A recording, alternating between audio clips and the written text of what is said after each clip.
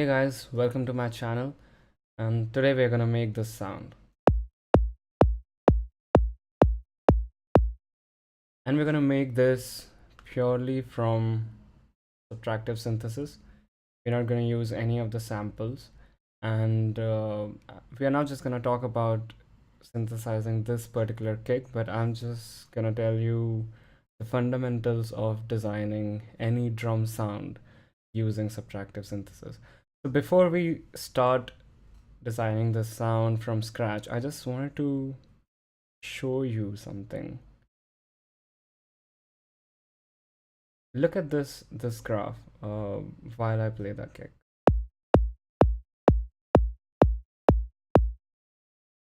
Actually,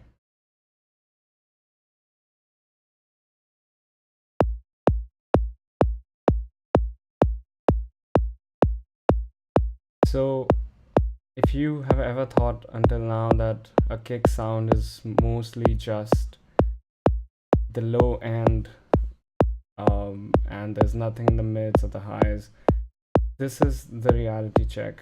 It's a sound that spreads throughout the spectrum. Yes, the fundamentals lie here, but it covers almost the entire spectrum, and that is something that we have to take care of while we design the sound. So let me just get rid of all this and start from scratch.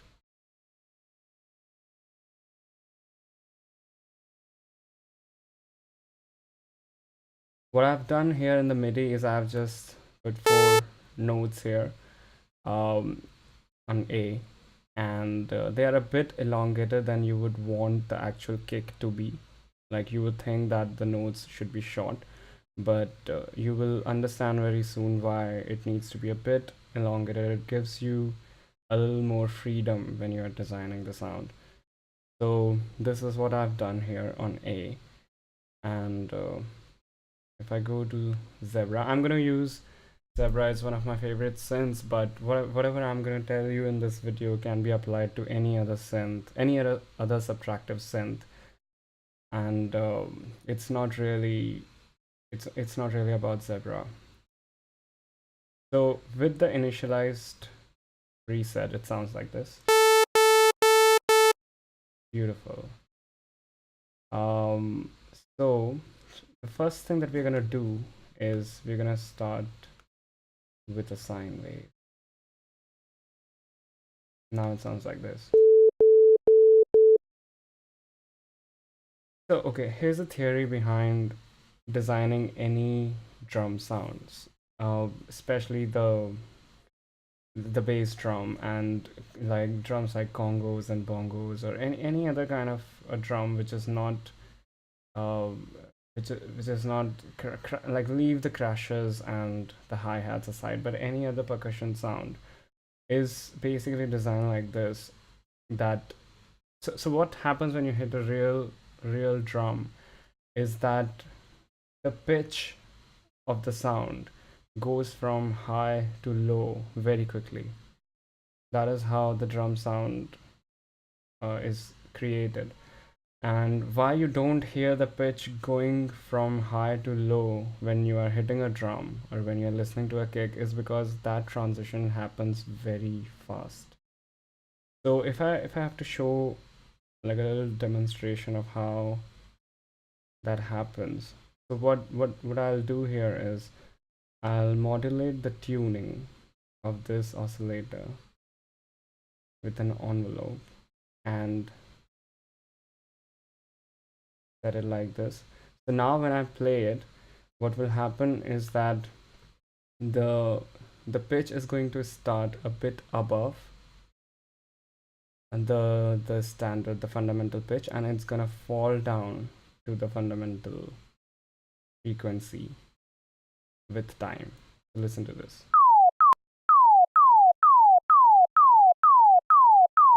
Now that doesn't sound like a drum because first of all it's very high, and second is because this transition from a higher pitch to the lower pitch is happening very slowly.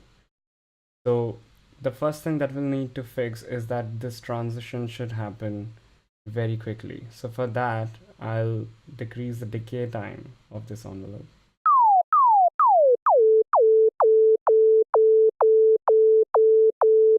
Sounds more like a percussive hit, right? Now if I lower the tuning,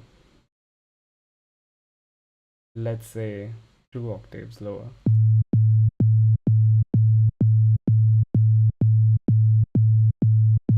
bit closer, let me go 3 octaves lower.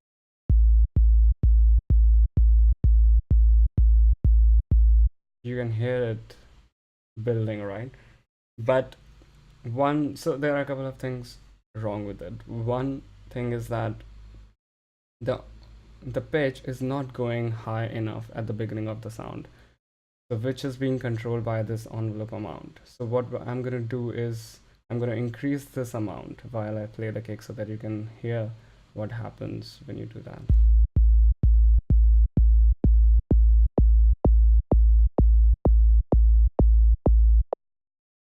Sounds more like a kick. Now if you hear even more carefully, what's happening is that the pitch is going from high to low very quickly, just like we wanted, but then it's sustaining at that lower frequency for the length of this note, which is not exactly what we want. We want it to die down very quickly.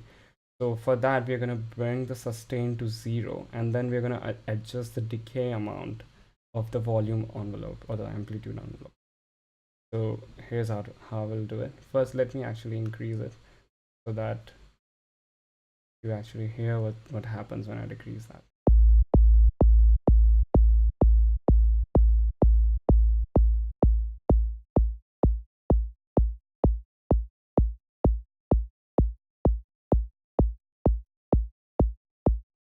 Right? Close. So a couple of things to take care here when you are trying to design it, especially on any other synth, is that this is a single oscillator. Always start from a single oscillator. Later you can add one more oscillator and detune it to maybe make the kick wide or something if it's required for your genre of music. But always as a starting point, start from a single oscillator and always reset the phase. So it should re-trigger every time that note hits. And in the mode of the synthesizer, just change that to re-trigger as well. And in Zebra, I have to turn the voice drift off, so that by doing these 3-4 things, I make sure that every time this note is hit, it's the same. There is no change in the sound of the kick. Okay, which is very very essential for a regular EDM track or any electronic music for that matter, unless you're looking for something specific. Anyway, so yeah, this is how it sounds until now.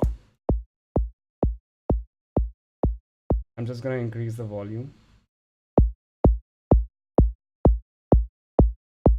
Okay, so you can hear that the pitch goes up and then it comes down, but what it's lacking is the high end. So if you listen to the kick, even though if you don't realize it, but almost every kick has this top high end, which kind of supports the bottom end. And it's a psychoacoustic thing. Like when you hear the top part, especially on small speakers or cheap earphones, you hear that click of the kick and you just kind of imagine the bottom end. I know it sounds weird, but that's actually how it works. So most of the kicks will have this high top and around 2 to 3k, 1 to 3k actually, so that the kick is better heard in the mix, and it also is more prominent, I guess, in the music. So how we do that here is I'm just gonna add a noise oscillator, and if you play it like that, then it will sound like this. Wait, let me just decrease the volume.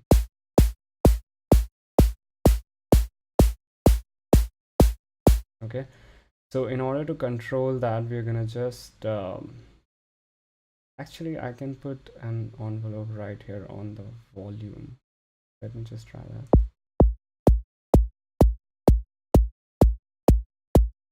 that works.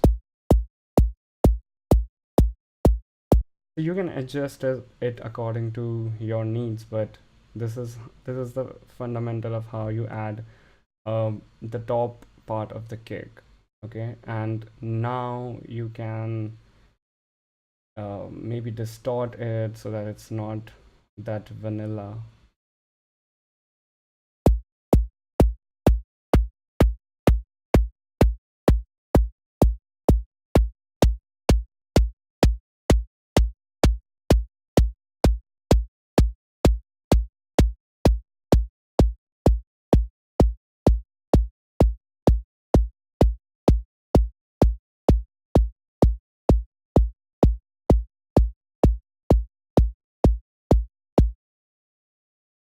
Okay, let's have a look at it in our EQ.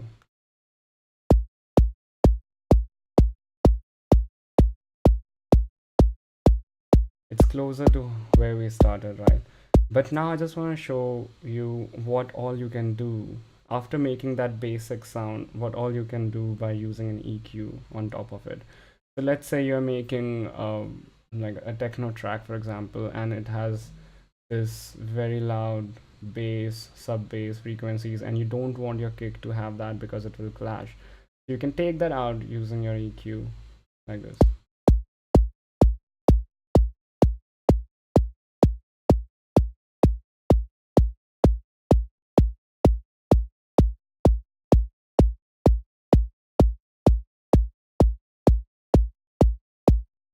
And maybe you can take some of the high end because you want that to be taken by your crashes and risers and stuff like that in a mix.